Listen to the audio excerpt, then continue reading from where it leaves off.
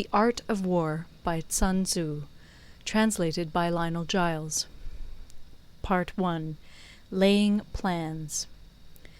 Sun Tzu said, "The art of war is of vital importance to the state. It is a matter of life and death, a road either to safety or to ruin. Hence it is a subject of inquiry which can on no account be neglected. The art of war, then, is governed by 5 constant factors, to be taken into account in one's deliberations, when seeking to determine the conditions obtaining in the field. These are 1. The moral law, 2. Heaven, 3. Earth, 4. The commander, 5. Method and discipline. The moral law causes the people to be in complete accord with their ruler, so that they will follow him regardless of their lives, undismayed by any danger. Heaven signifies night and day, cold and heat, times and seasons. Earth comprises distances, great and small, danger and security, open ground and narrow passes, the chances of life and death. The commander stands for the virtues of wisdom, sincerity, benevolence, courage, and strictness.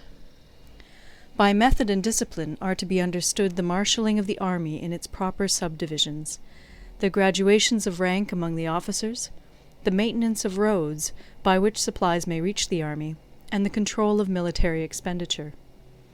These 5 heads should be familiar to every general. He who knows them will be victorious. He who knows them not will fail. Therefore, in your deliberations, when seeking to determine the military conditions, let them be made the basis of a comparison in this wise. 1. Which of the 2 sovereigns is imbued with the moral law? 2. Which of the 2 generals has most ability? In which army is there the greater constancy both in reward and punishment? By means of these 7 considerations I can forecast victory or defeat. The general that hearkens to my counsel and acts upon it will conquer. Let such a one be retained in command. The general that hearkens not to my counsel nor acts upon it will suffer defeat. Let such a one be dismissed. While heeding the profit of my counsel, avail yourself also of any helpful circumstances over and beyond the ordinary rules. According as circumstances are favorable, one should modify one's plans. All warfare is based on deception. Hence, when able to attack, we must seem unable. When using our forces, we must seem inactive. When we are near, we must make the enemy believe we are far away. When far away, we must make him believe we are near. Hold out baits to entice the enemy. Feign disorder and crush him. If he is secure at all points, be prepared for him. If he is in superior strength, evade him. If your opponent is of choleric temper, seek to irritate him. Pretend to be weak, that he may grow arrogant. If he is taking his ease, give him no rest.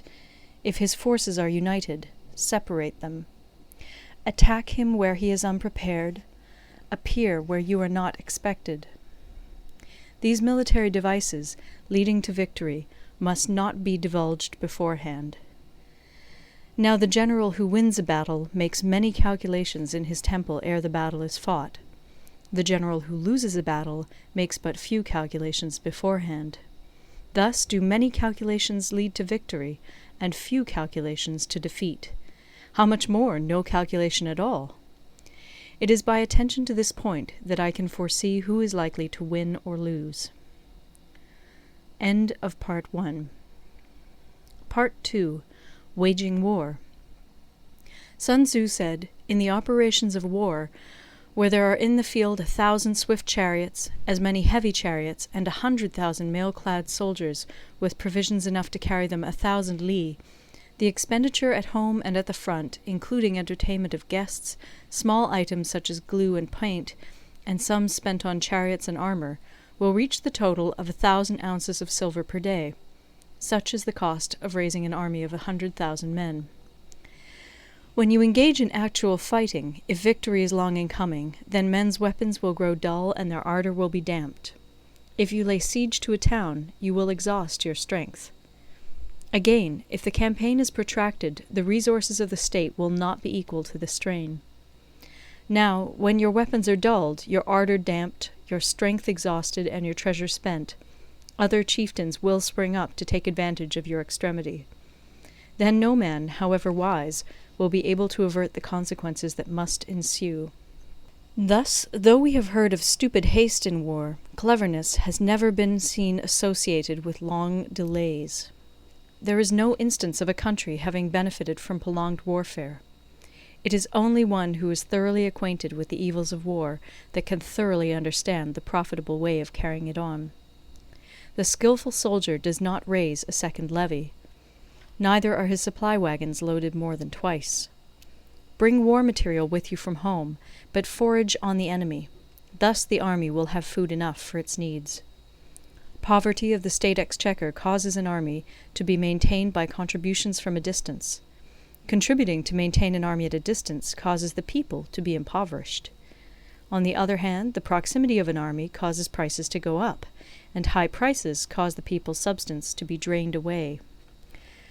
When their substance is drained away, the peasantry will be afflicted by heavy exactions.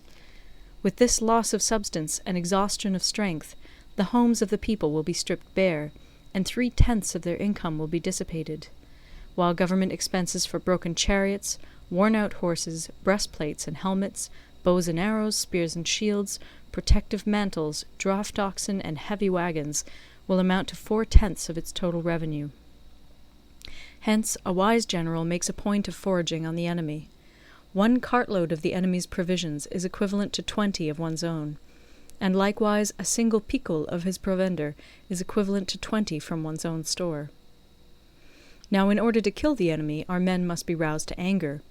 That there may be advantage from defeating the enemy, they must have their rewards. Therefore, in chariot fighting, when 10 or more chariots have been taken, those should be rewarded who took the first. Our own flags should be substituted for those of the enemy, and their chariots mingled and used in conjunction with ours. The captured soldiers should be kindly treated and kept.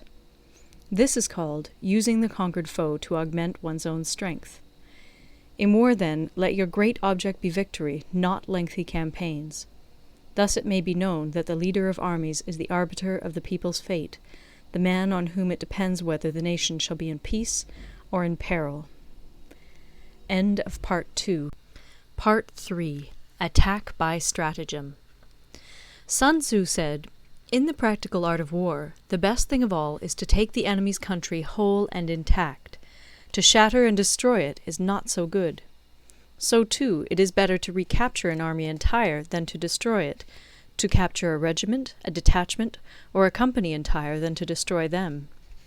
Hence, to fight and conquer in all your battles is not supreme excellence. Supreme excellence consists in breaking the enemy's resistance without fighting. Thus, the highest form of generalship is to balk the enemy's plans. The next best is to prevent the junction of the enemy's forces. The next in order is to attack the enemy's army in the field. And the worst policy of all is to besiege walled cities. The rule is, not to besiege walled cities if it can possibly be avoided. The preparation of mantlets, movable shelters, and various implements of war will take up 3 whole months, and the piling up of mounds against the walls will take 3 months more. The general, unable to control his irritation, will launch his men to the assault like swarming ants, with the result that 1/3 of his men are slain, while the town still remains untaken. Such are the disastrous effects of a siege. Therefore the skilful leader subdues the enemy's troops without any fighting. He captures their cities without laying siege to them. He overthrows their kingdom without lengthy operations in the field. With his forces intact, he will dispute the mastery of the empire, and thus, without losing a man, his triumph will be complete. This is the method of attacking by stratagem. It is the rule in war, if our forces are 10 to the enemy's 1, to surround him; if 5 to 1, to attack him; if twice as numerous, to divide our army into 2. If equally matched, we can offer battle; if slightly inferior in numbers, we can avoid the enemy; if quite unequal in every way, we can flee from him. Hence, though an obstinate fight may be made by a small force, in the end it must be captured by the larger force. Now the general is the bulwark of the state. If the bulwark is complete at all points, the state will be strong. If the bulwark is defective, the state will be weak. There are 3 ways in which a ruler can bring misfortune upon his army. 1. By commanding the army to advance or to retreat, being ignorant of the fact that it cannot obey. This is called hobbling the army. 2. By attempting to govern an army in the same way as he administers a kingdom, being ignorant of the conditions which obtain in an army. This causes restlessness in the soldiers' minds. 3. By employing the officers of his army without discrimination through ignorance of the military principle of adaptation to circumstances. This shakes the confidence of the soldiers. But when the army is restless and distrustful, trouble is sure to come from the other feudal princes. This is simply bringing anarchy into the army, and flinging victory away. Thus we may know that there are 5 essentials for victory. 1. He will win who knows when to fight and when not to fight. 2. He will win who knows how to handle both superior and inferior forces. 3. He will win whose army is animated by the same spirit throughout all its ranks. 4. He will win who, prepared himself, waits to take the enemy unprepared. 5. He will win who has military capacity and is not interfered with by the sovereign. Hence the saying, if you know the enemy and know yourself, you need not fear the result of 100 battles. If you know yourself, but not the enemy, for every victory gained you will also suffer a defeat. If you know neither the enemy nor yourself, you will succumb in every battle. End of Part 3. Part 4. Tactical Dispositions. Sun Tzu said, "The good fighters of old first put themselves beyond the possibility of defeat, and then waited for an opportunity of defeating the enemy. To secure ourselves against defeat lies in our own hands, but the opportunity of defeating the enemy is provided by the enemy himself. Thus the good fighter is able to secure himself against defeat, but cannot make certain of defeating the enemy. Hence the saying, one may know how to conquer without being able to do it." Security against defeat implies defensive tactics. Ability to defeat the enemy means taking the offensive. Standing on the defensive indicates insufficient strength. Attacking, a superabundance of strength. The general who is skilled in defense hides in the most secret recesses of the earth. He who is skilled in attack flashes forth from the topmost heights of heaven. Thus, on the one hand, we have ability to protect ourselves, on the other, a victory that is complete. To see victory only when it is within the ken of the common herd is not the acme of excellence. Neither is it the acme of excellence if you fight and conquer, and the whole empire says, "Well done!" To lift an autumn hair is no sign of great strength. To see the sun and moon is no sign of sharp sight. To hear the noise of thunder is no sign of a quick ear. What the ancients called a clever fighter is one who not only wins, but excels in winning with ease. Hence his victories bring him neither reputation for wisdom nor credit for courage. He wins his battles by making no mistakes. Making no mistakes is what establishes the certainty of victory, for it means conquering an enemy that is already defeated. Hence the skillful fighter puts himself into a position which makes defeat impossible, and does not miss the moment for defeating the enemy.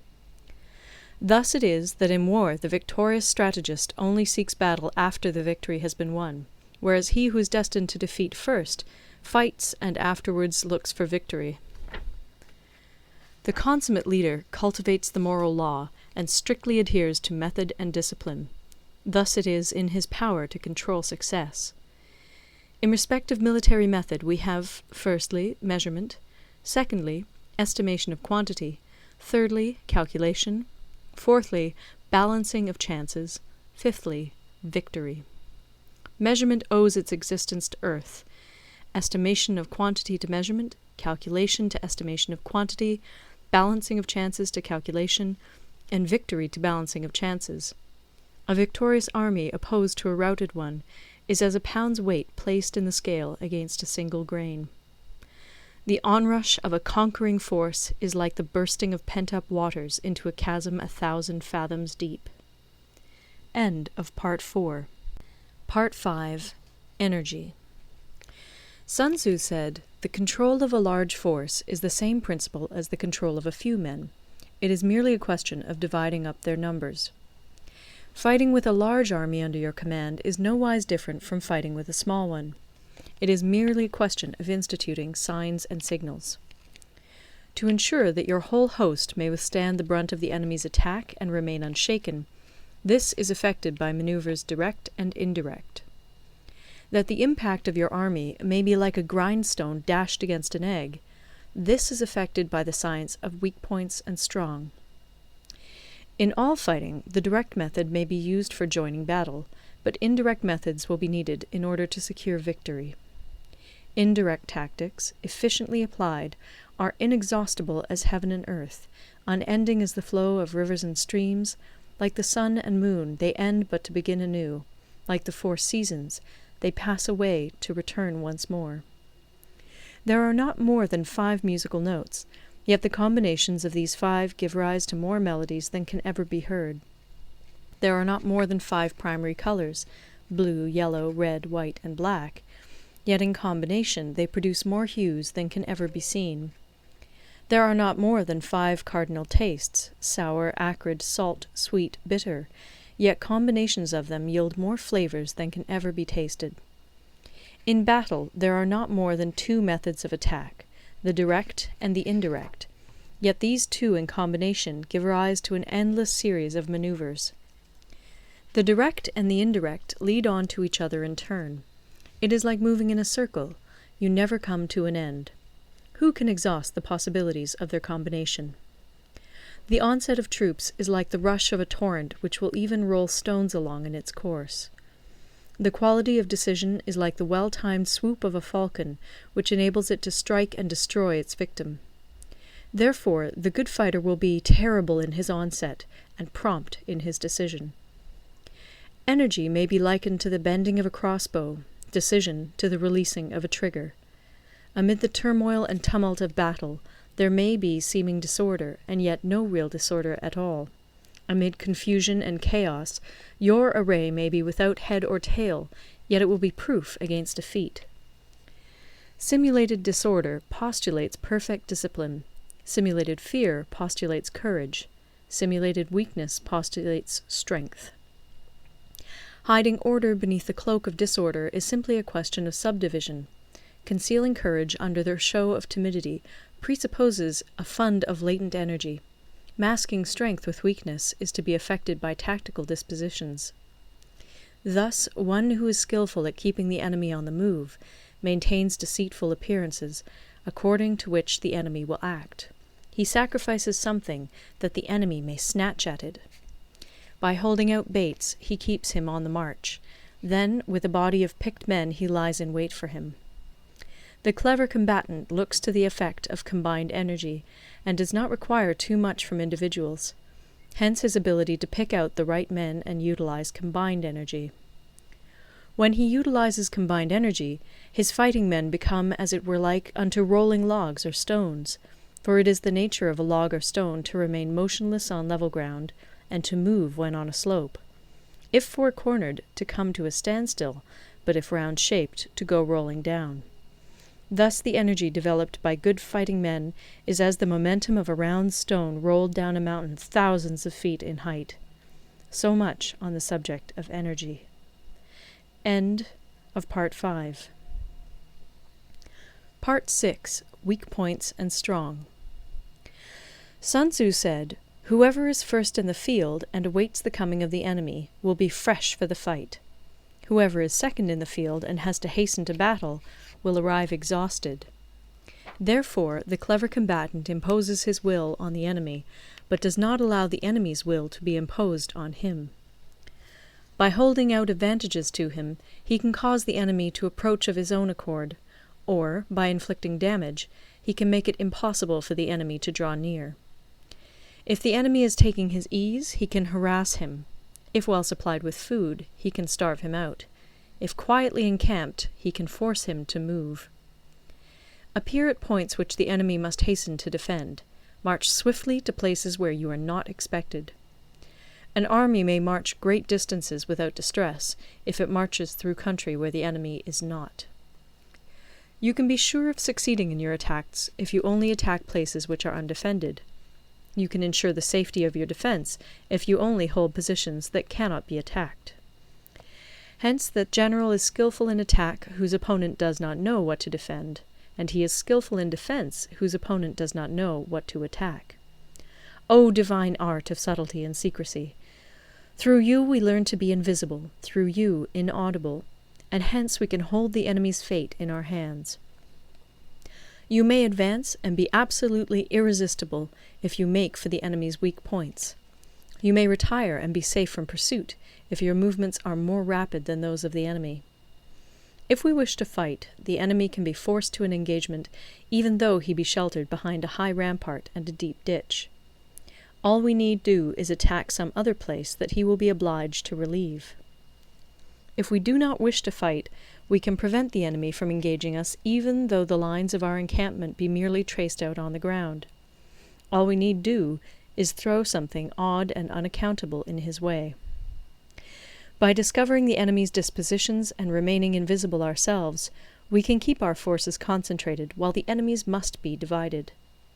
We can form a single united body, while the enemy must split up into fractions. Hence there will be a whole pitted against separate parts of a whole, which means that we shall be many to the enemy's few. And if we are able thus to attack an inferior force with a superior one, our opponents will be in dire straits.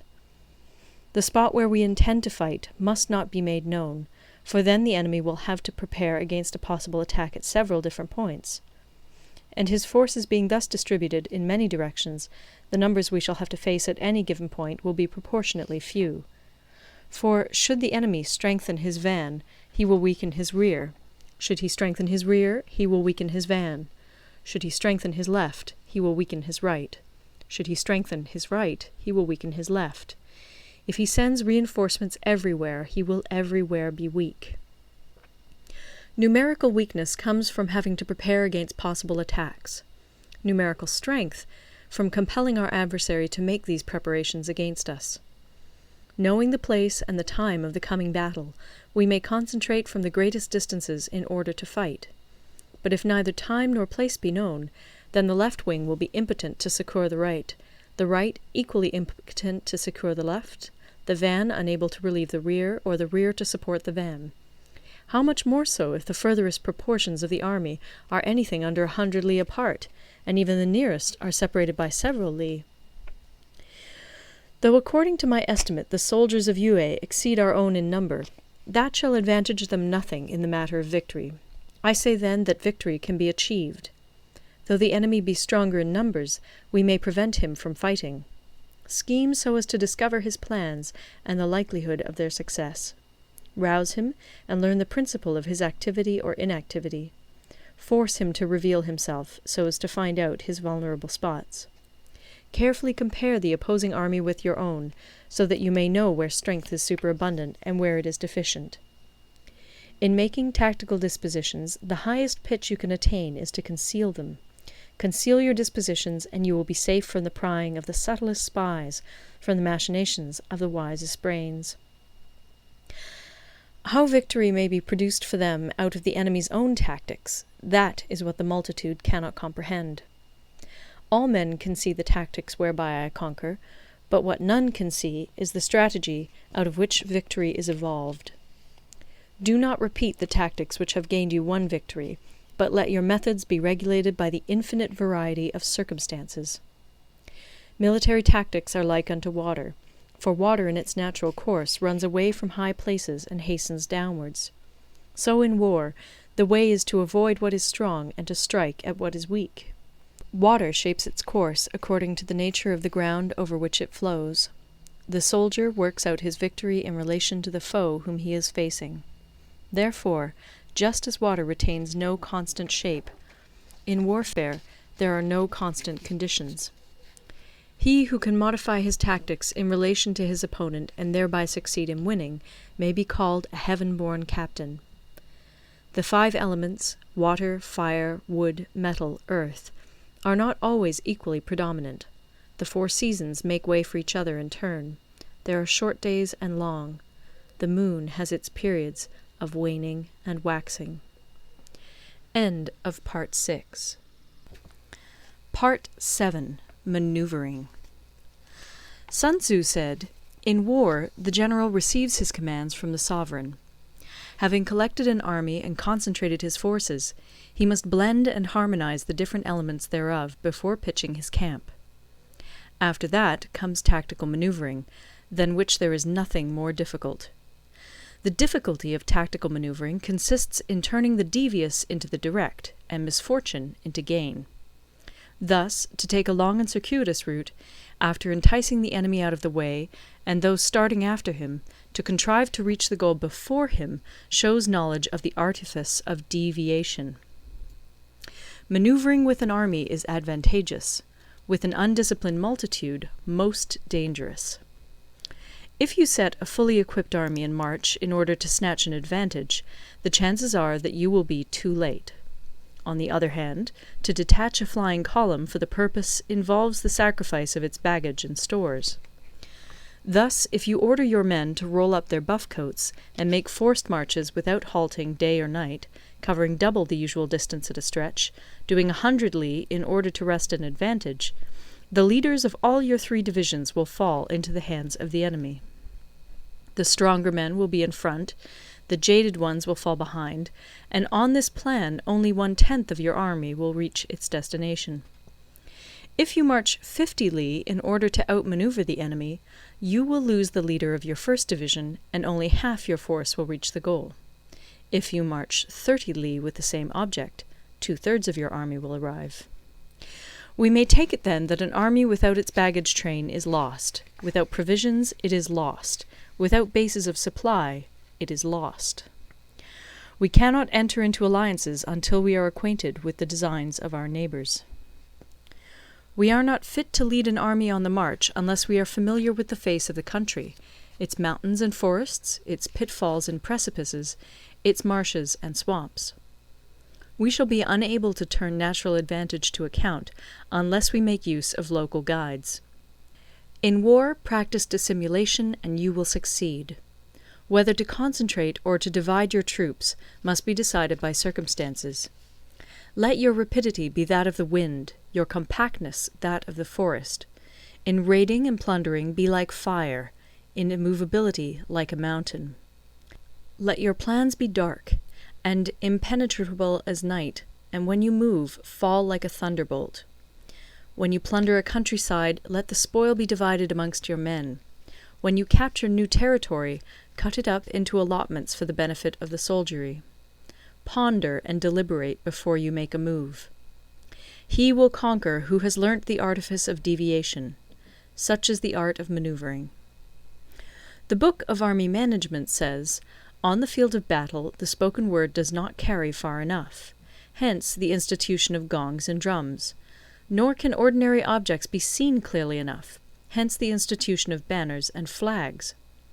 Gongs and drums, banners and flags, are means whereby the ears and eyes of the host may be focused on one particular point. The host thus forming a single united body, it is impossible either for the brave to advance alone, or for the cowardly to retreat alone. This is the art of handling large masses of men. In night fighting, then, make much use of signal flyers and drums, and in fighting by day, of flags and banners, as a means of influencing the ears and eyes of your army. A whole army may be robbed of its spirit. A commander-in-chief may be robbed of his presence of mind. Now, a soldier's spirit is keenest in the morning, by noonday it has begun to flag, and in the evening his mind is bent only on returning to camp. A clever general, therefore, avoids an army when its spirit is keen, but attacks it when it is sluggish and inclined to return. This is the art of studying moods. Disciplined and calm, to await the appearance of disorder and hubbub amongst the enemy. This is the art of retaining self-possession.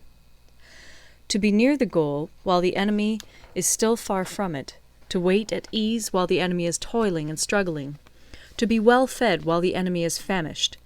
This is the art of husbanding one's strength.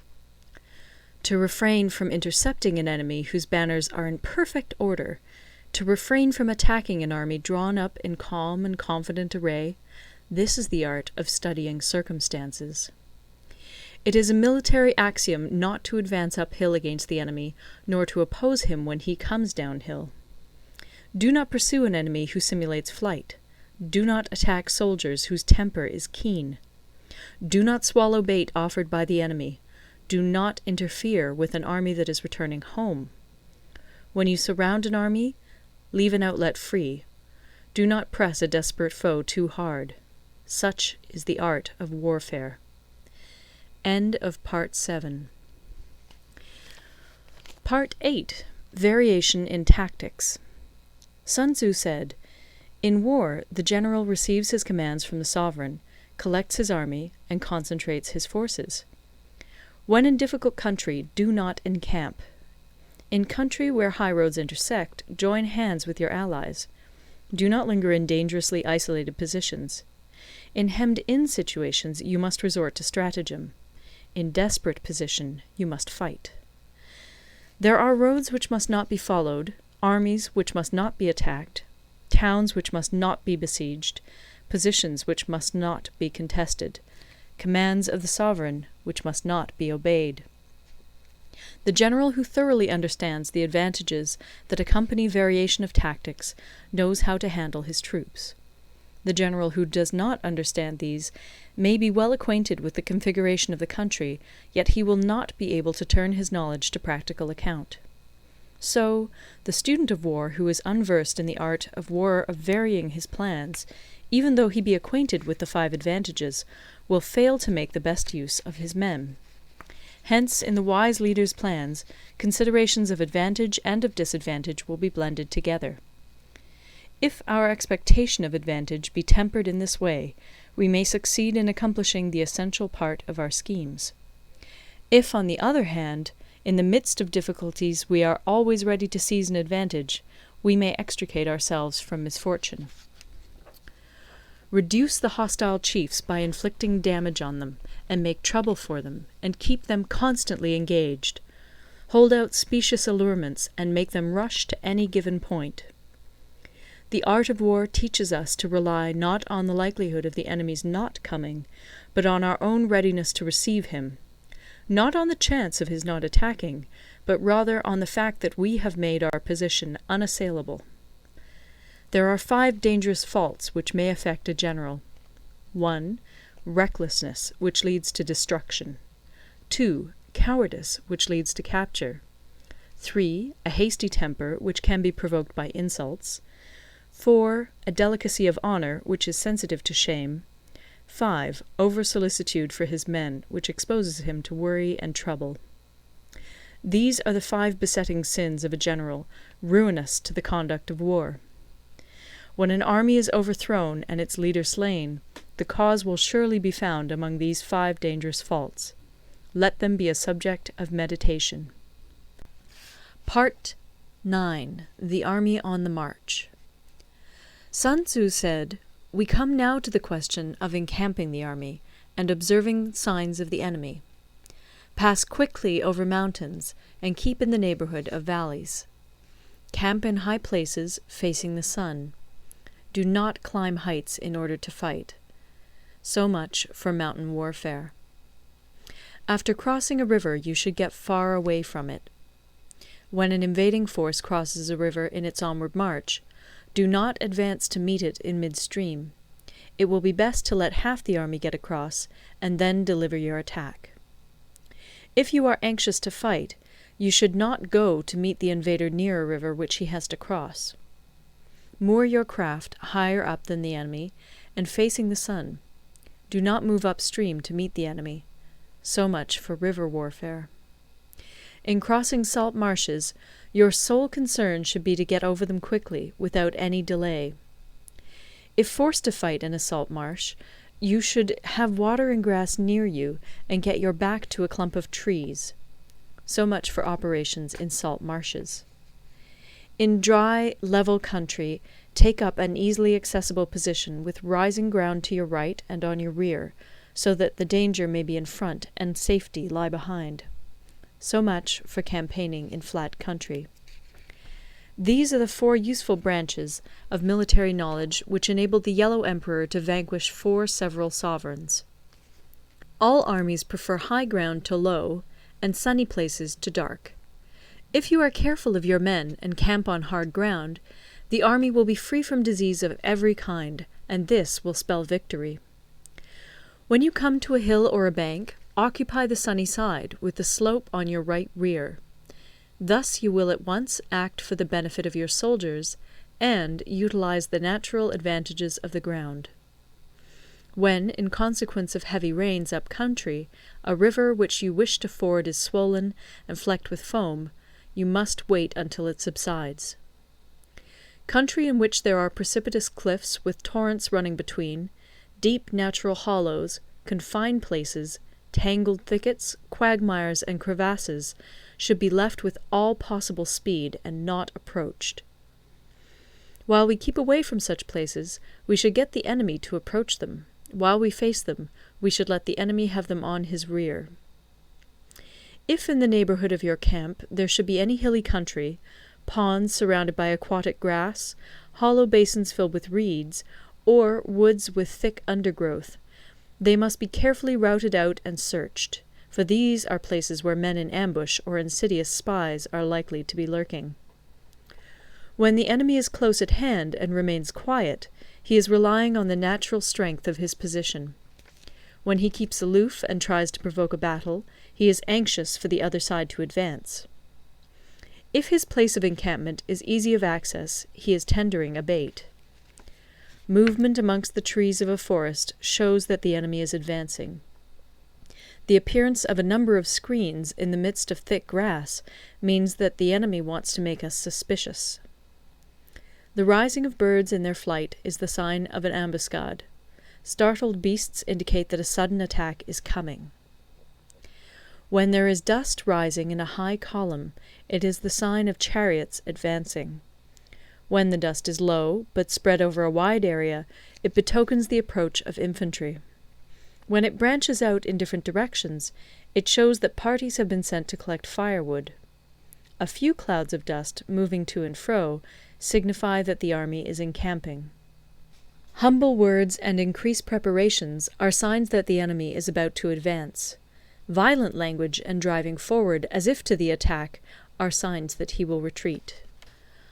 When the light chariots come out first and take up a position on the wings, it is a sign that the enemy is forming for battle. Peace proposals unaccompanied by a sworn covenant indicate a plot. When there is much running about, and the soldiers fall into rank, it means that the critical moment has come. When some are seen advancing and some retreating, it is a lure. When the soldiers stand leaning on their spears, they are faint from want of food. If those who are sent to draw water begin by drinking themselves, the army is suffering from thirst. If the enemy sees an advantage to be gained and makes no effort to secure it, the soldiers are exhausted. If birds gather on any spot, it is unoccupied. Clamour by night betokens nervousness. If there is a disturbance in the camp, the general's authority is weak. If the banners and flags are shifted about, sedition is afoot. If the officers are angry, it means that the men are weary. When an army feeds its horses with grain and kills its cattle for food, and when the men do not hang their cooking pots over the campfires, showing that they will not return to their tents, you may know that they are determined to fight to the death.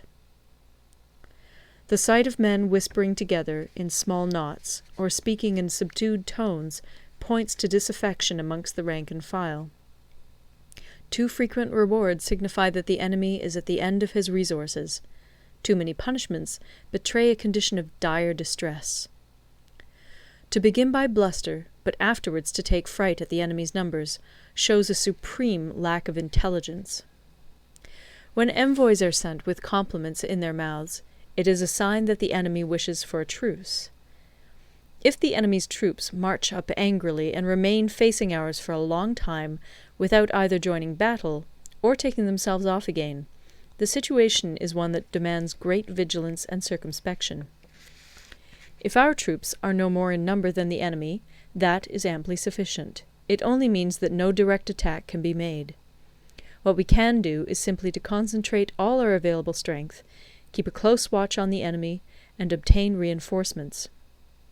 He who exercises no forethought, but makes light of his opponents, is sure to be captured by them. If soldiers are punished before they have grown attached to you, they will not prove submissive. And, unless submissive, they will be practically useless. If, when the soldiers have become attached to you, punishments are not enforced, they will still be useless. Therefore, soldiers must be treated in the first instance with humanity, but kept under control by means of iron discipline. This is a certain road to victory. If in training soldiers commands are habitually enforced, the army will be well disciplined. If not, its discipline will be bad. If a general shows confidence in his men, but always insists on his orders being obeyed, the gain will be mutual. End of Part 9. Part 10. Terrain. Sun Tzu said, we may distinguish 6 kinds of terrain, to wit, 1. Accessible ground, 2. Entangling ground, 3. Temporizing ground, 4. Narrow passes, 5. Precipitous heights, 6. Positions at a great distance from the enemy. Ground which can be freely traversed by both sides is called accessible. With regard to ground of this nature, be before the enemy in occupying the raised and sunny spots, and carefully guard your line of supplies. Then you will be able to fight with advantage. Ground which can be abandoned but is hard to reoccupy is called entangling. From a position of this sort, if the enemy is unprepared, you may sally forth and defeat him. But if the enemy is prepared for your coming, and you fail to defeat him, then, return being impossible, disaster will ensue. When the position is such that neither side will gain by making the first move, it is called temporizing ground. In a position of this sort, even though the enemy should offer us an attractive bait, it will be advisable not to stir forth, but rather to retreat, thus enticing the enemy in his turn. Then, when part of his army has come out, we may deliver our attack with advantage. With regard to narrow passes, if you can occupy them first, let them be strongly garrisoned and await the advent of the enemy. Should the army forestall you in occupying a pass, do not go after him if the pass is fully garrisoned, but only if it is weakly garrisoned. With regard to precipitous heights, if you are beforehand with your adversary, you should occupy the raised and sunny spots, and there wait for him to come up. If the enemy has occupied them before you, do not follow him, but retreat, and try to entice him away. If you are situated at a great distance from the enemy, and the strength of the two armies is equal, it is not easy to provoke a battle, and fighting will be to your disadvantage. These 6 are the principles connected with earth. The general who's attained a responsible post must be careful to study them. Now, an army is exposed to 6 several calamities, not arising from natural causes, but from faults for which the general is responsible. These are 1. Flight, 2. Insubordination, 3. Collapse, 4. Ruin, 5. Disorganization, 6. Rout. Other conditions being equal, if one force is hurled against another 10 times its size, the result will be the flight of the former. When the common soldiers are too strong and their officers too weak, the result is insubordination. When the officers are too strong and the common soldiers too weak, the result is collapse. When the higher officers are angry and insubordinate, and on meeting the enemy give battle on their own account from a feeling of resentment, before the commander-in-chief can tell whether or not he is in a position to fight, the result is ruin. When the general is weak and without authority, when his orders are not clear and distinct, when there are no fixed duties assigned to officers and men, and the ranks are formed in a slovenly, haphazard manner, the result is utter disorganization. When a general, unable to estimate the enemy's strength, allows an inferior force to engage a larger one, or hurls a weak detachment against a powerful one, and neglects to place picked soldiers in the front rank, the result must be rout. These are 6 ways of courting defeat, which must be carefully noted by the general who has attained a responsible post. The natural formation of the country is the soldier's best ally, but a power of estimating the adversary, of controlling the forces of victory, and of shrewdly calculating difficulties, dangers, and distances, constitutes the test of a great general. He who knows these things, and in fighting puts his knowledge into practice, will win his battles. He who knows them not, nor practices them, will surely be defeated. If fighting is sure to result in victory, then you must fight, even though the ruler forbid it. If fighting will not result in victory, then you must not fight even at the ruler's bidding. The general who advances without coveting fame, and retreats without fearing disgrace, whose only thought is to protect his country and do good service for his sovereign, is the jewel of the kingdom. Regard your soldiers as your children, and they will follow you into the deepest valleys. Look upon them as your own beloved sons, and they will stand by you even unto death. If, however, you are indulgent, but unable to make your authority felt, kind-hearted, but unable to enforce your commands, and incapable, moreover, of quelling disorder, then your soldiers must be likened to spoilt children. They are useless for any practical purpose.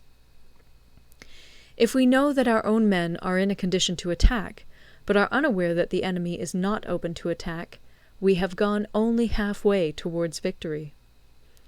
If we know that the enemy is open to attack, but are unaware that our own men are not in a condition to attack, we have gone only half-way towards victory. If we know that the enemy is open to attack, and also know that our men are in a condition to attack, but are unaware that the nature of the ground makes fighting impracticable, we have still only gone half-way towards victory.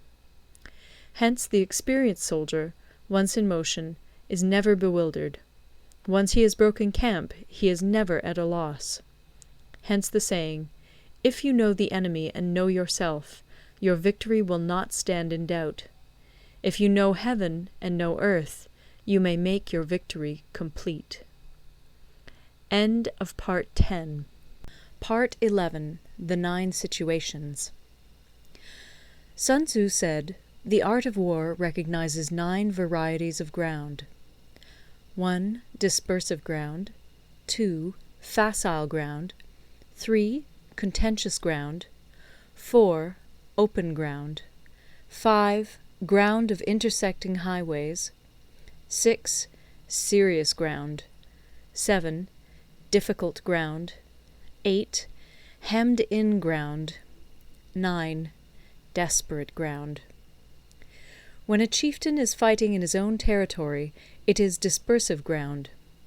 When he has penetrated into hostile territory, but to no great distance, it is facile ground. Ground the possession of which imports great advantage to either side is contentious ground. Ground on which each side has liberty of movement is open ground. Ground which forms the key to 3 contiguous states, so that he who occupies it first has most of the empire at his command, is a ground of intersecting highways. When an army has penetrated into the heart of a hostile country, leaving a number of fortified cities in its rear, it is serious ground. Mountain forests, rugged steeps, marshes, and fens, all country that is hard to traverse, this is difficult ground. Ground which is reached through narrow gorges, and from which we can only retire by tortuous paths, so that a small number of the enemy would suffice to crush a large body of our men, this is hemmed-in ground. Ground on which we can only be saved from destruction by fighting without delay is desperate ground. On dispersive ground, therefore, fight not. On facile ground, halt not. On contentious ground, attack not. On open ground, do not try to block the enemy's way. On the ground of intersecting highways, join hands with your allies. On serious ground, gather in plunder. In difficult ground, keep steadily on the march. On hemmed-in ground, resort to stratagem. On desperate ground, fight. Those who were called skillful leaders of old knew how to drive a wedge between the enemy's front and rear, to prevent cooperation between his large and small divisions, to hinder the good troops from rescuing the bad, the officers from rallying their men. When the enemy's men were united, they managed to keep them in disorder. When it was to their advantage, they made a forward move. When otherwise, they stopped still. If asked how to cope with a great host of the enemy in orderly array, and on the point of marching to the attack, I should say, begin by seizing something which your opponent holds dear. Then he will be amenable to your will. Rapidity is the essence of war. Take advantage of the enemy's unreadiness. Make your way by unexpected routes, and attack unguarded spots. The following are the principles to be observed by an invading force. The further you penetrate into a country, the greater will be the solidarity of your troops, and thus the defenders will not prevail against you. Make forays in fertile country in order to supply your army with food. Carefully study the well-being of your men, and do not overtax them. Concentrate your energy and hoard your strength. Keep your army continually on the move, and devise unfathomable plans. Throw your soldiers into positions whence there is no escape, and they will prefer death to flight. If they will face death, there is nothing they may not achieve. Officers and men alike will put forth their uttermost strength. Soldiers, when in desperate straits, lose the sense of fear. If there is no place of refuge, they will stand firm. If they are in hostile country, they will show a stubborn front. If there is no help for it, they will fight hard. Thus, without waiting to be marshalled, the soldiers will be constantly on the qui-vive. Without waiting to be asked, they will do your will. Without restrictions, they will be faithful. Without giving orders, they can be trusted. Prohibit the taking of omens, and do away with superstitious doubts. Then, until death itself comes, no calamity need be feared. If our soldiers are not overburdened with money, it is not because they have a distaste for riches. If their lives are not unduly long, it is not because they are disinclined to longevity. On the day they are ordered out to battle, your soldiers may weep, those sitting up bedewing their garments, and those lying down, letting the tears run down their cheeks. But let them once be brought to bay, and they will display the courage of a Chu or a Kui. The skilful tactician may be likened to the Shuai-jan. Now, the Shuai-jan is a snake that is found in the Ch'ung Mountains. Strike at its head, and you will be attacked by its tail. Strike at its tail, and you will be attacked by its head. Strike at the middle, and you will be attacked by head and tail both. Asked if an army can be made to imitate the Shuai-jan, I should answer yes. For the men of Wu and the men of Yue are enemies. Yet if they are crossing a river in the same boat and are caught by a storm, they will come to each other's assistance, just as the left hand helps the right. Hence it is not enough to put one's trust in the tethering of horses and the burying of chariot wheels in the ground. The principle on which to manage an army is to set up one standard of courage, which all must reach. How to make the best of both strong and weak, that is a question involving the proper use of ground. Thus, the skilful general conducts his army just as though he were leading a single man, willy-nilly, by the hand. It is the business of a general to be quiet, and thus ensure secrecy, upright and just, and thus maintain order. He must be able to mystify his officers and men by false reports and appearances, and thus keep them in total ignorance. By altering his arrangements and changing his plans, he keeps the enemy without definite knowledge. By shifting his camp and taking circuitous routes, he prevents the enemy from anticipating his purpose. At the critical moment, the leader of an army acts like one who has climbed up a height and then kicks away the ladder behind him. He carries his men deep into hostile territory before he shows his hand. He burns his boats and breaks his cooking pots. Like a shepherd driving a flock of sheep, he drives his men this way and that, and nothing knows whither he is going. To muster his host and bring it into danger, this may be termed the business of the general. The different measures suited to the 9 varieties of ground, the expediency of aggressive or defensive tactics, and the fundamental laws of human nature, these are things that must most certainly be studied.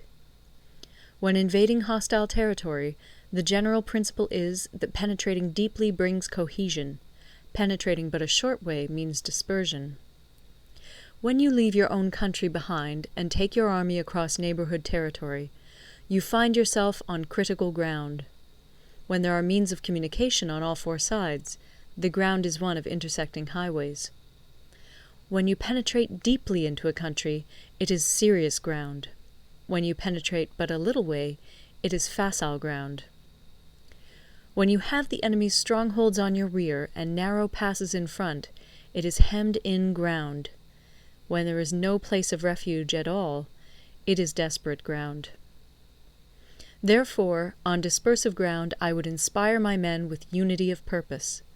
On facile ground, I would see that there is close connection between all parts of my army. On contentious ground, I would hurry up my rear. On open ground, I would keep a vigilant eye on my defences. On ground of intersecting highways, I would consolidate my alliances. On serious ground, I would try to ensure a continuous stream of supplies.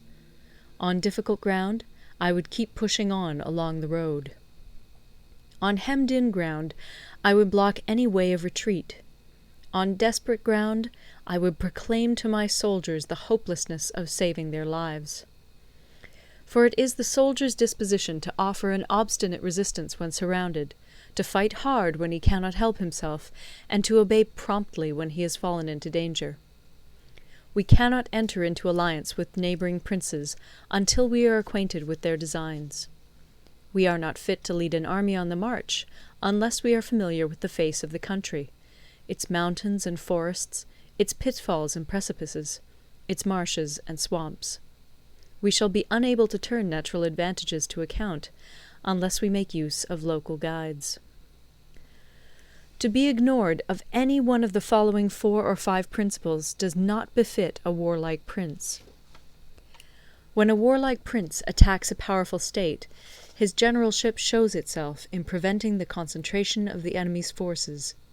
He overawes his opponents, and their allies are prevented from joining against him.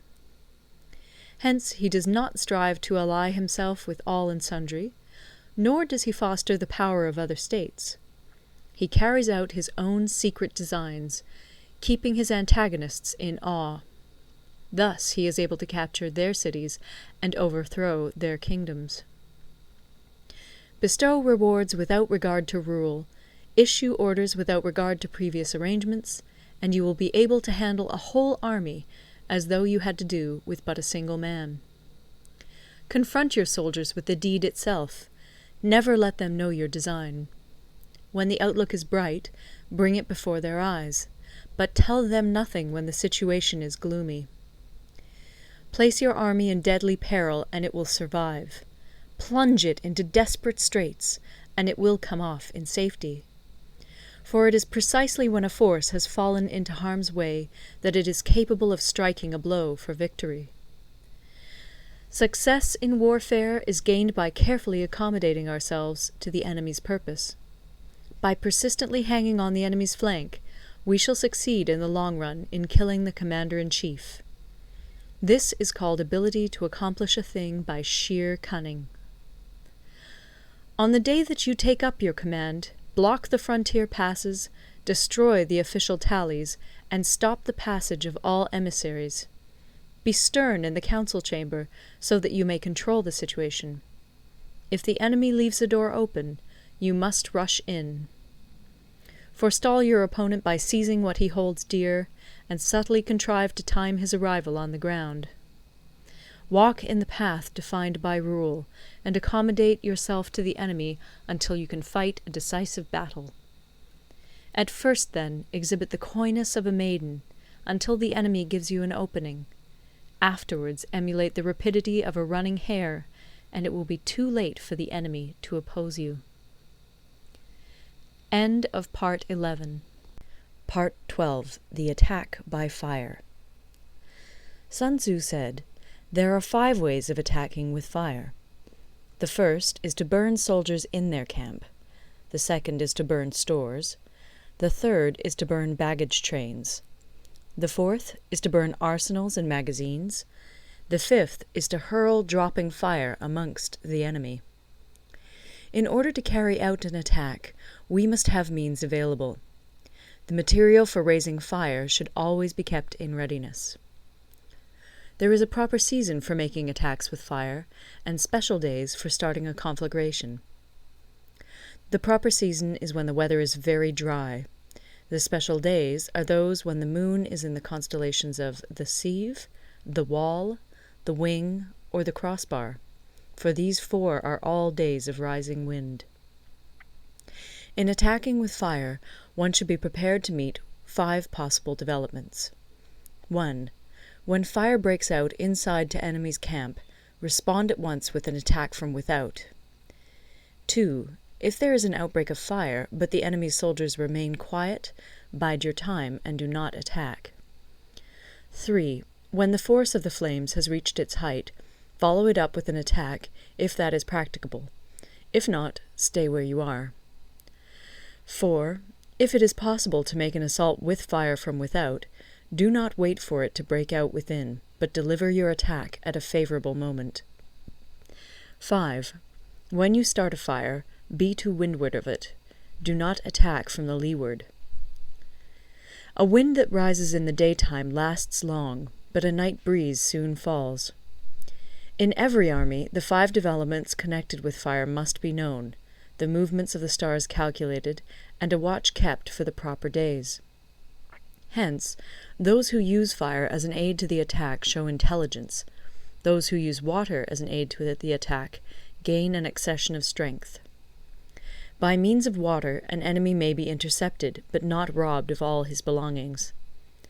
Unhappy is the fate of one who tries to win his battles and succeed in his attacks without cultivating the spirit of enterprise, for the result is a waste of time and general stagnation. Hence the saying, "The enlightened ruler lays his plans well ahead. The good general cultivates his resources." Move not unless you see an advantage. Use not your troops unless there is something to be gained. Fight not unless the position is critical. No ruler should put troops into the field merely to gratify his own spleen. No general should fight a battle simply out of pique. If it is to your advantage, make a forward move. If not, stay where you are. Anger may in time change to gladness. Vexation may be succeeded by content. But a kingdom that has once been destroyed can never come again into being, nor can the dead ever be brought back to life. Hence the enlightened ruler is heedful, and the good general full of caution. This is the way to keep a country at peace and an army intact. End of Part 12. Part 13. The Use of Spies. Sun Tzu said, "Raising a host of 100,000 men and marching them great distances entails heavy loss on the people and a drain on the resources of the state. The daily expenditure will amount to 1,000 ounces of silver. There will be commotion at home and abroad, and men will drop down exhausted on the highways. As many as 700,000 families will be impeded in their labor. Hostile armies may feast each other for years, striving for the victory which is decided in a single day. This being so, to remain in ignorance of the enemy's condition simply because one grudges the outlay of 100 ounces of silver in honours and emoluments is the height of inhumanity. One who acts thus is no leader of men, no present help to his sovereign, no master of victory. Thus, what enables the wise sovereign and the good general to strike and conquer and achieve things beyond the reach of ordinary men is foreknowledge. Now, this foreknowledge cannot be elicited from spirits. It cannot be obtained inductively from experience, nor by any deductive calculation. Knowledge of the enemy's dispositions can only be obtained from other men. Hence the use of spies, of whom there are 5 classes: 1. Local spies, 2. Inward spies, 3. Converted spies, 4. Doomed spies, 5. Surviving spies. When these 5 kinds of spy are all at work, none can discover the secret system. This is called divine manipulation of the threads. It is the sovereign's most precious faculty. Having local spies means employing the services of the inhabitants of a district. Having inward spies, making use of officials of the enemy. Having converted spies, getting hold of the enemy's spies and using them for our own purposes. Having doomed spies, doing certain things openly for purposes of deception, and allowing our spies to know of them and report them to the enemy. Surviving spies, finally, are those who bring back news from the enemy's camp. Hence it is that none in the whole army are more intimate relations to be maintained than with spies. None should be more liberally rewarded. In no other business should greater secrecy be preserved. Spies cannot be usefully employed without a certain intuitive sagacity. They cannot be properly managed without benevolence and straightforwardness. Without subtle ingenuity of mind, one cannot make certain of the truth of their reports. Be subtle, and use your spies for every kind of business. If a secret piece of news is divulged by a spy before the time is ripe, he must be put to death together with the man to whom the secret was told. Whether the object be to crush an army, to storm a city, or to assassinate an individual, it is always necessary to begin by finding out the names of the attendants, the aides-de-camp, and doorkeepers and sentries of the general in command. Our spies must be commissioned to ascertain these.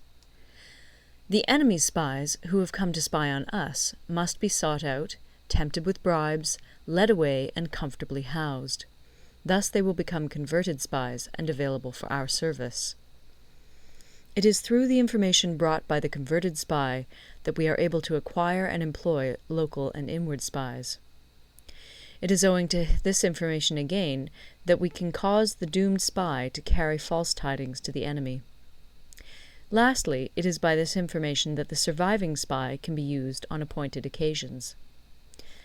The end and aim of spying in all its 5 varieties is knowledge of the enemy, and this knowledge can only be derived in the first instance from the converted spy. Hence it is essential that the converted spy be treated with the utmost liberality. Of old, the rise of the Yin dynasty was due to Yi Qi, who had served under the Xia. Likewise, the rise of the Chu dynasty was due to Liu Ya, who had served under the Yin. Hence it is only the enlightened ruler and the wise general who will use the highest intelligence of the army for purposes of spying, and thereby they achieve great results. Spies are a most important element in water, because on them depends an army's ability to move.